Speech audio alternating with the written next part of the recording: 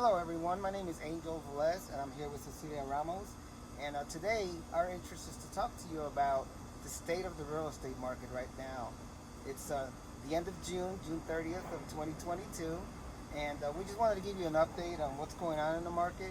Cecilia is with Fulton Bank. I am a associate broker for Home for Life Realty here in the state of Virginia, so what I tell you here applies to the state of Virginia. However, the knowledge goes out to just about parts of all of the country, so you can get some good information. As always, share our information. And Cecilia, you have some questions that you wanted to ask about the state of the real estate market. How is everything going?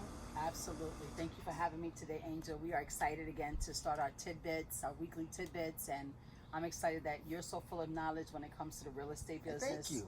And the trends, that's what's going on. As a lender, it's been slightly difficult with rates increasing, but tell me what's going on with the market. Has it leveled out? Is it still a seller or buyer's market? Tell me about that. Well, throughout the first of the year, I think the market it's not so much slowing down. There's less people putting properties on the market, and you still had a good amount of buyers out there seeking properties. So I think the trend from January through May, I think it was still a seller's market. Still getting multiple offers, still difficult to get properties, and only because inventory was low. But what I'm seeing, even though we had a little bit of an increase in May in the state of Virginia, so remember the focus here may be on the state of Virginia. You'll have to check your own states, but I think countrywide, we're here in the United States, the same trend is going on. In May, we had an uptick in sales. In June, it looks like things are leveling off. I'm seeing more properties on the market and less buyers, and I think what that's causing is a little bit of stress on folks.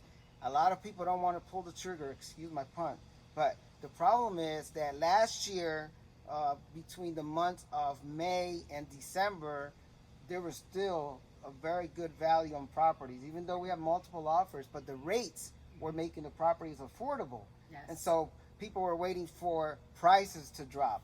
Now, I'm going to warn everyone, my professional experience and my professional opinion is that, unfortunately, price of properties are not going to drop, and if they drop, it's not going to be much.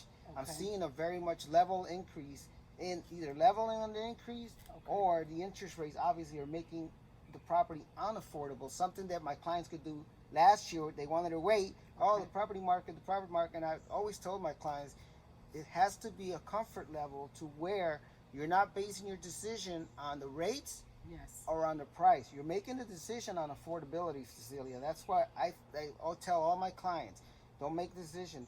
And still, in order to buy a property, you must have savings. And people always ask me, I can get 100% down. That's not the case. And I've learned that from the lender's perspective, of course. And no longer are sellers giving closing costs in all cases. Now, if a property sits on the market for 30 days, then you have a little bit of leverage, maybe a decrease in the offer, or maybe some money to help with closing costs. Got it. That's really good information because, as you know, as an originator, it's been a little bit difficult. But what I've told my buyers, I'm okay with you being cautious with affordability, but look what has happened. You know, people sitting on the fence with the assumption that either more properties are going to become available or rates are going to drop. And look how the market flipped on us. One of the things I think that I try to assure buyers throughout the process that if you're actively pre-qualified or if you're in the process to become pre-qualified, like you're saying, save your money. Don't be discouraged about what's going on.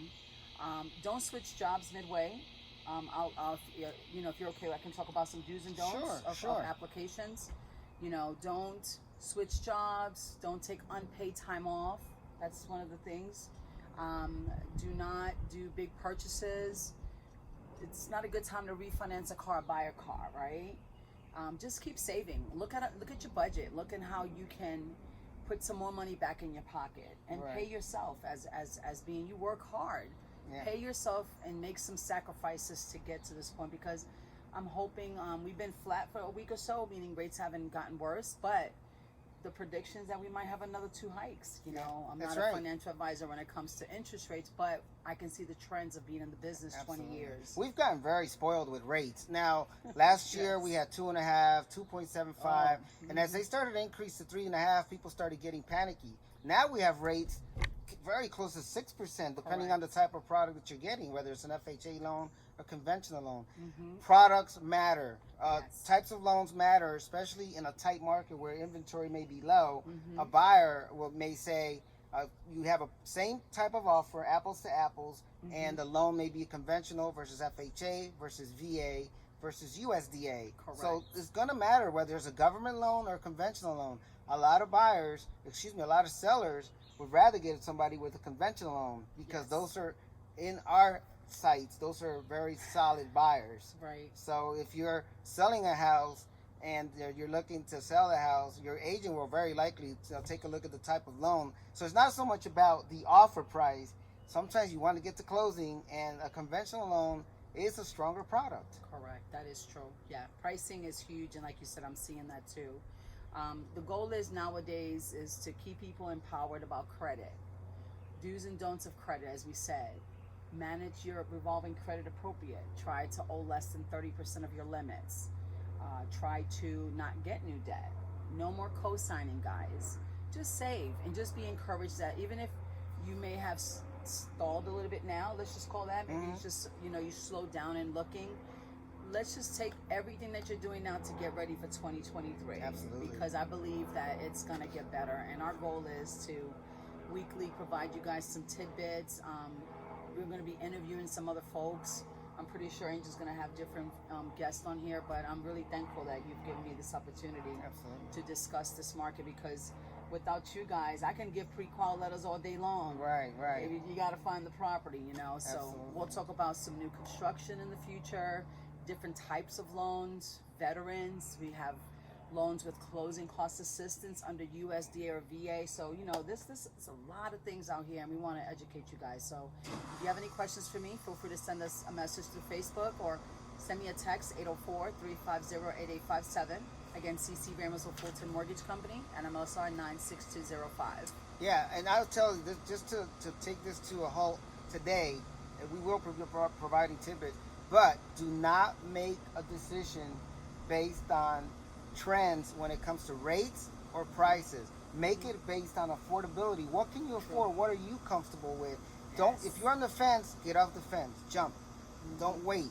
It may not get better. And either way, if you buy a property now at a 7% interest rate, you can always refinance later on, and then get the credit that you want. Right. Build your credit. Save. I recommend that you don't even go see the lender or the realtor prior to you, unless you're looking for knowledge, until you have at least $5,000 to $10,000 in savings, especially because you may end up having to pay the closing costs yourself. So we appreciate your time. Share the video with all your friends, everybody you want to send it to. If you want to contact us, Cecilia provided her information.